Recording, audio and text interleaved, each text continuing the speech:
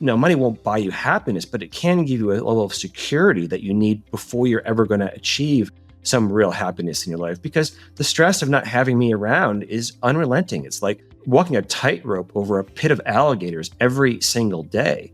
And that stress will eat away at you. So stop abusing me, stop neglecting me, and give me the respect and love that I deserve. Hello and welcome to today's episode of the Keynote Curators Podcast. I'm Seth Deckman, your Keynote Curator. Our guest today is Doug Lynam. Doug, welcome to the podcast. Thanks, Seth. Great to be here. It's really an honor. It's great. It's great to have you.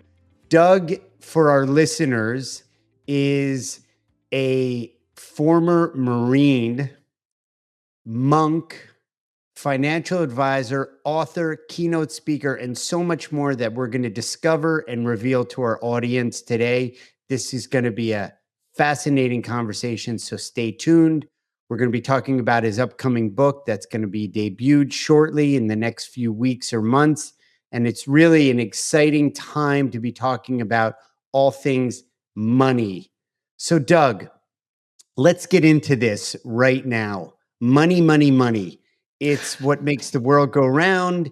People who have money say they don't want to talk about money. And I say that's because they have money. People who don't have money think about money all the time. And I mean, anybody and everybody has a relationship with money.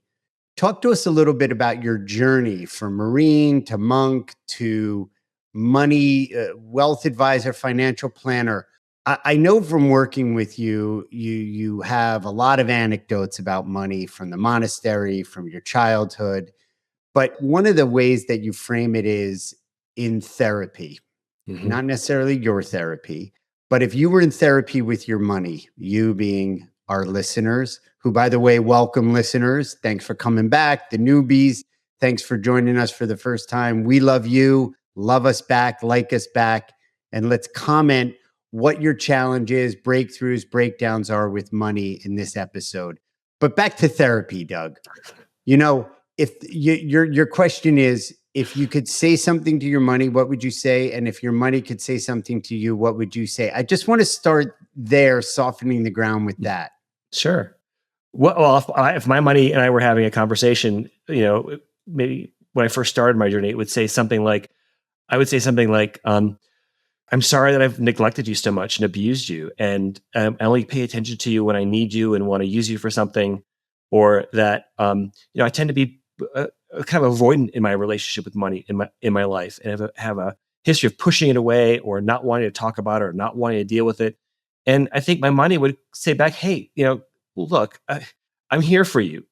There's an abundance of me. You don't need to be so terrified of me all the time. I'm here to help you. I'm a tool to help you put your love into action and to be of service in the world. So stop neglecting me. Stop treating me like I'm some toxic, substance that you need to avoid that's going to pollute your soul. Because it's just, the more you push me away, the more you disempower yourself, and the more you leave yourself at the slings and arrows of outrageous fortune. Because without a robust financial background or foundation, then the vicissitudes of life are quite toxic. Like, we now know from the research that your socioeconomic status is the best predictor of mortality.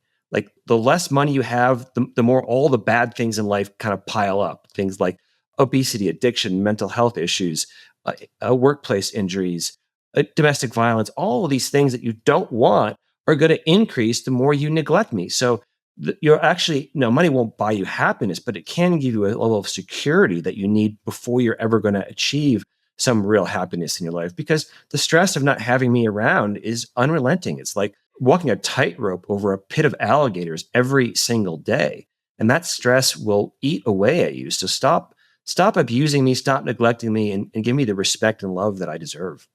I think, you laid the ground, the kind of the landscape there, if you will.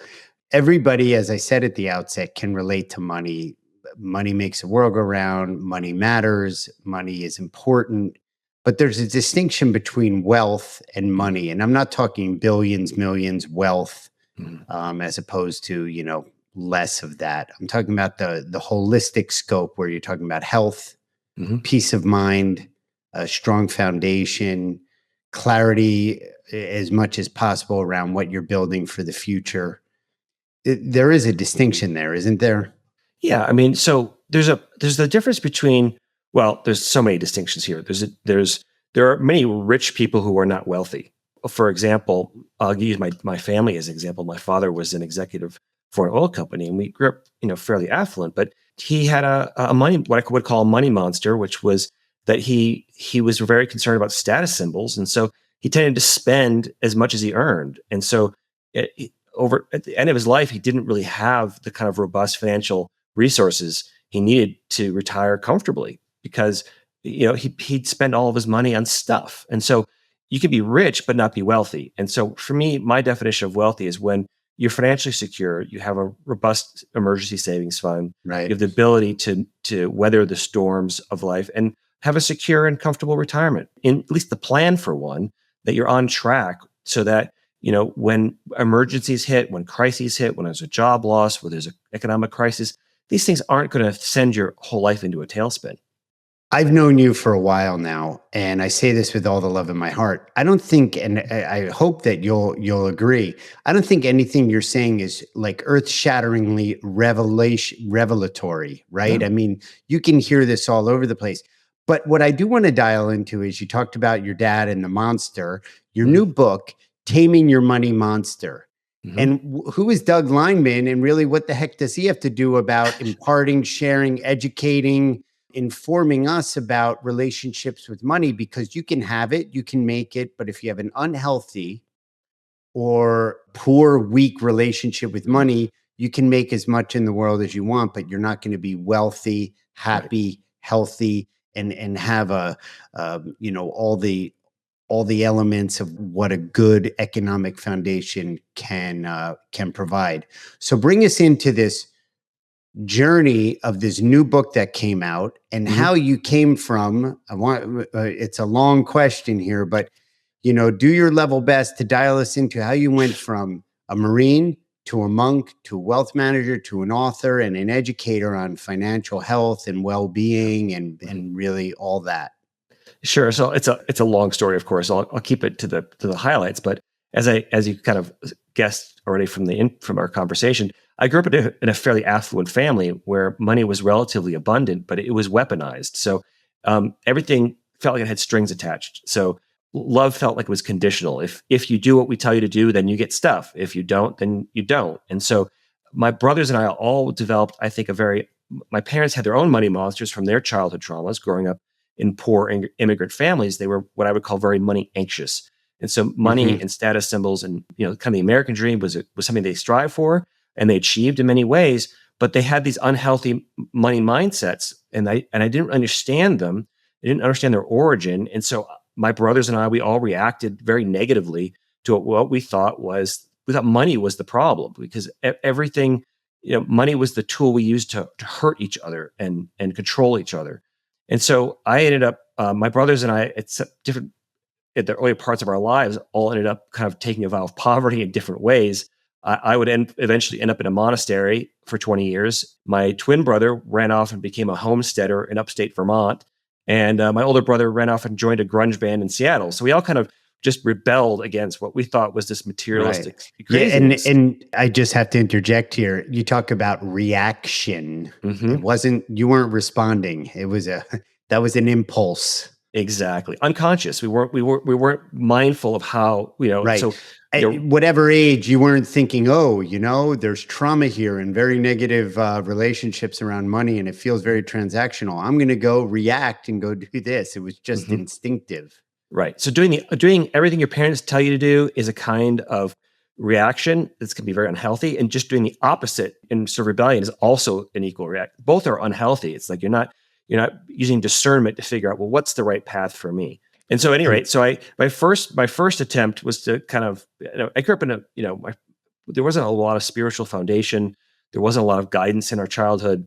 So I first ran off to the Marine Corps. I thought that was a great way to I first tried to win my father's approval and by joining the Marines. And that didn't really work. He didn't show up for my graduation when I graduated at the top of my class from officer candidate school. And I had a bit of an epiphany and awakening, and I realized that unprocessed trauma and anger issues combined with high explosives was probably a bad combination. And maybe I didn't want to go project all my anger onto random people around the world and blow them up. So I also had a bit of a spiritual awakening. I did love my time in the Marines, by the way. Right. I was going to say, and the education, if it produced that conclusion, Yeah. pretty good conclusion. Yeah. So I turned down my commission as an officer, and I then went off and joined a monastery. I became a Benedictine monk, where I was for 20 years. And that was my way of trying to find a higher calling, what would be give me the camaraderie, the esprit de corps, the community, the sense of purpose, the structure and discipline that I loved about the Marines. And so I did that, but it turns out that I was also joining the monastery was a great way to, annoy my parents and flabbergast them, and sort of kind of in a way giving them a bit of a middle finger. And another out, reaction, another reaction, unhealthy, absolutely. I'm seeing a theme here. You got it. Yep. And so then there's more reactions coming. And so what happened in the monastery, I was there for 20 years, but in the first 3 years, the community went bankrupt because it turns out we all hated dealing with money. We all had this sort of unconscious prejudice that somehow money was the root of all evil, and that by somehow it was pollutes the soul somehow by dealing with it or touching it or working with it or being mindful of it and diligent about it. And so by a weird twist of fate, it fell onto my shoulders to solve that financial problem for the community. It took me a couple of years, and I was financially illiterate at the time. I went to a local bookstore and just grabbed every book on money management I could find and just read them, and eventually was able to put the community on a secure financial footing. But the community was also a teaching order. So we were all teaching in private high school and private college, and I was the head of the mathematics department. And then I started offering econ and personal finance courses. And then for one day for a class project, I opened up the school's retirement plan and was going to teach the kids about investing through that, and realized it was a complete train wreck. And not only was it a train wreck, but almost all the teacher retirement plans in private and even public schools across the United States were in terrible shape. Right. And that this was a problem that needed to be addressed. And also it was a pain point. And it was also an opportunity to launch a new career and go in a different direction, because after 20 years, I kind of got a little tired of the monastery. Things got a little stale. And it's interesting, Doug, and I don't want to put words in your mouth, so steer me and correct my path. But people come to the monastery, or they come to their whether it's their priest, their rabbi, wherever, and to seek guidance or to connect with some type of spiritual guidance, and like you said, the community. And a lot of the swirl, or a lot of the challenges, not all, that people come with have some root or some connection to financial challenges, problems, weak relationships. So the connection there, and then how life goes from reaction to another reaction to this path, and then financial planner. I want to fast forward to the book. Okay. Taming Your Money Monster, tying in the therapy. In the book, you advanced some of the chapters to me, and I feel fortunate to have been able to review. I'm in broad strokes. I'm going to leave it to you. You strike me as the kind of person that's going to pick and choose what's important to our audience. Which, by the way, I just want to chime in. This is a conversation that everybody in our audience relates to, whether they're dealing with budgets for events as an event marketer, an event planner, or they have their own personal finances or their own small business. This is something that we all can glean from and take these hard-earned lessons from Doug that, whether it was the monastery and the Marines or his childhood, albeit affluent, came with the challenges. So if we go with the through line on the therapy and dial in, you do in the book, you talk about attachment, you talk about ego, you talk about childhood wounds, and then ultimately mastery and that path forward. Bring us into that a little bit more. Sure. So the title for my new book is Taming Your Money Monster: 9 Paths to Money Mastery with the Enneagram. So for some of your audience might be familiar with the Enneagram, and for those who aren't, I just give you a very quick intro. The Enneagram is a really ancient personality typology system. It's really the physics of consciousness, and we've been developing this system over millennia, just like we've been developing mathematics and physics. We're trying to understand, how does an ego work? And there's only so many ways you could design an ego and have it be roadworthy. So I use car metaphors throughout the book. Just like there's so many ways you can design a car, there's infinite variety of cars. Yet there's a certain limitation and structure within which a car has to fit, or else it doesn't work and it's not roadworthy. And just like cars, there's sort of makes and models and years of cars. Your ego has a unique year, make, and model, and totally unique from everyone else on the road. But the Enneagram shows us there's 9 sort of models of egos, and each one of them has its own unique fears, core strengths, and core weaknesses to work on. And it tells you kind of how you approach life in general. How do you approach the stressors of reality? What are your ego defense mechanisms? What's your go-to coping strategies? And then it also helps. And so I've layered on top of the Enneagram, these 9 personality types, what I call the attachment theory of money, which, if your audience is familiar with it, it's very similar to the attachment theory of relationships, about how we can have a healthy or unhealthy attachment to our romantic partners. And so I've modified it slightly and layered that on top of the Enneagram to show there's these 2 kind of core unhealthy ways that our ego personality can relate to money. And that would be if we are over anxiously attached to money, much like my parents were, or we can be avoidant of money, like I was as a child and to much of my young adulthood. And of course, we can be also have a kind of what I call a jumbled style. There's different areas of our financial life, and what I call the 4 pillars of finance. And so the 4 pillars of finance are earning, saving, investing, and giving. So we could be anxious earners but avoidant savers. So we spend too much, or we could be anxious investors but avoidant givers. We don't tend to give back to the community within which we live. So we can have, most people are jumbled, I've found, myself included. So the Enneagram is this great tool that tells us not only how we're going to approach life, but how we're going to approach money.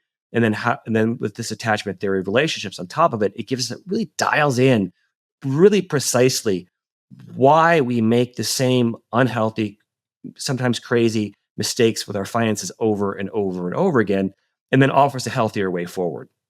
I can't help but think the one nugget about you that we have yet to reveal to the audience is that you're also a certified psychedelic guide. That's correct. And as you're, so we've got Marine, we've got monk, we've got certified financial planner, we've got teacher, and now we've got certified. So you talk about a jumble. Wow, you've pulled it all in. So it makes sense that you would source a foundation, or at least the structure, the guardrails of your of your work with a structure like Enneagram, which to you gives some type of clarity to all these different types of personalities.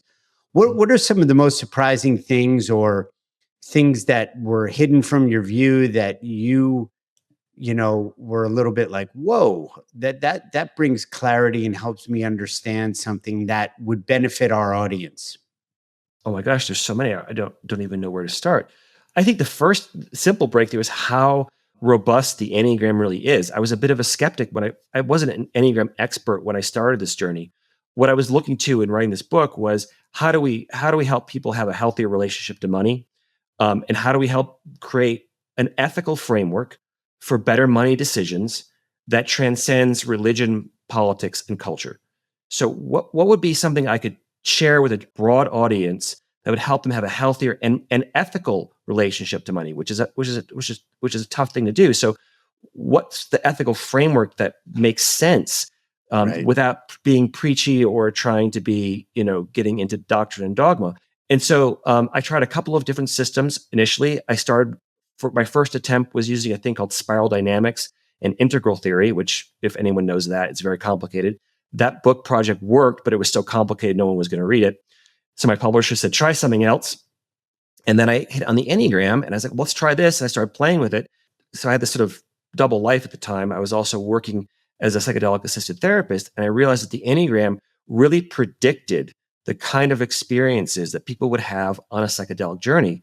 Because psychedelics, in the broadest sense, what they do is they give you a conscious experience of your unconscious mind. And so the kind of unconscious things, that the flavor of the psychedelic experience tracked very closely, in fact, perfectly, in my anecdotal experience with people's Enneagram type. So I could actually predict the kind of struggles that people were going to manifest under a psychedelic experience, both the highs and the lows. So you kind of knew what the flavor of the highs might be and the flavor of the lows might be. And I realized, oh my gosh, this thing really works. It really does have a real robust foundation. And then I went and started studying the neurobiology of it, and then wedding it to childhood developmental psychology. And so that's something the book also explores, is really grounding the Enneagram for the first time, not the first time, but for the first time in a way that is accessible to a broad audience. I'm pulling on the research of many others in the book. Yeah. And so that was just this big epiphany, like, oh my gosh, we now have this tool that is now scientifically validated, that's grounded, and that can help you explore these deep inner unconscious childhood wounds, so that, like we talked about earlier, how was always reacting unhealthy ways towards the world of money, and now I can apply it in a systematic way that can really help others on their journey, so they can avoid a lot of the mistakes that I've made and really find a deeper inner peace, both in their spiritual life and in their emotional life, but also how that applies to their finances and their money.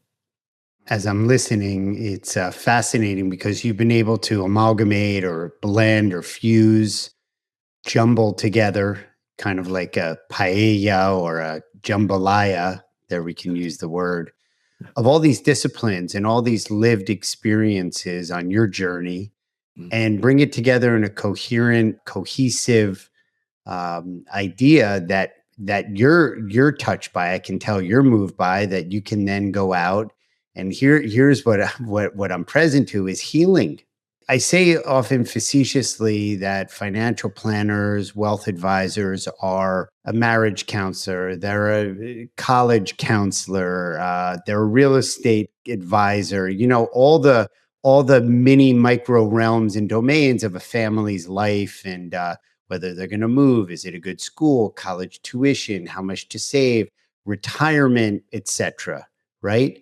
Healthcare. And so the financial advisor who's woven into all of that has to be not necessarily an expert, but has to have some authority in all of that. But you're going even deeper into the relationship with money and being able to fold in the Enneagram and, the psychedelic healing. It's really takes, what I just said about financial planners to a whole deeper level.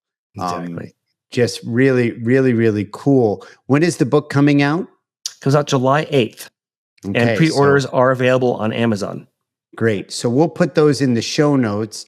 For those, in this conversation with us, share in the comments where you've had breakthroughs, breakdowns with money. It's really challenging, what your traumas are, how you've been able to overcome it, or, when you do get the book, what you found most valuable about it. Doug, again, Marine, money manager, monk, they're all terms that are, we could call them clickbait or branding or marketing, but it is true. It is the lived experience. What are some of the habits that could help our audience build a spiritual and financial wealth, both at the same time? Because as you said, often when you were at the Benedictine monks, it was like, ooh, money, it has this dirty, negative sensibility to it. How can we develop and expand our relationship both in the spiritual and the financial wealth at the same time? Well, so in the book, I really go into the individual tips and techniques for each of the Enneagram types. So because your personality is unique, what you need to work on is going to be a little different than maybe what I need to work on. But It does fall into sort of three broad categories, which would be contemplation, which is kind of going deep inside yourself and being very mindful of and exploring all these inner wounds that you're reacting to. So contemplation. Then compassion, which would be self-compassion towards yourself and towards your caregivers, who are probably just doing the best they can because they're probably just wounded kids, just getting by. They've got their traumas, right, from their childhood that are just getting passed through. And then action. So it's like, okay, you need contemplation to go deep and find the stuff, compassion for yourself and the people around you, and then putting into actions and practical steps to, go a different direction than where in the areas within which you struggle. That's great. And for you personally, which type are you? if you may? I'm an Enneagram Type 3, which is called the Achiever. I call them the race car because we're always gunning for the next achievement, looking for the gold star, trying to get the pat in the head. But we often leave our authentic selves in the dust because we're constant people pleasers, trying to change masks to get the approval of whoever we're in front of. Right. Thus, you went to the Marines for the approval, and then you went to the monastery to serve others. And who was left in the back seat? You of your race car driver. That's interesting. If you had to guess, just an educated guess, we're not going to hold you to it. Event planners, certified meeting professionals. What do you think? What would be a tendency for them to fall into? In which category? That's an impossible question. I wouldn't be able to give you a clear answer to that because. Well, I'll tell you what they value, and maybe we can do a little live work here. They value security, so it's not necessarily cybersecurity or a good combination lock on your locker in high school, but training and development to be able to have security in your job. Let's say. Yeah.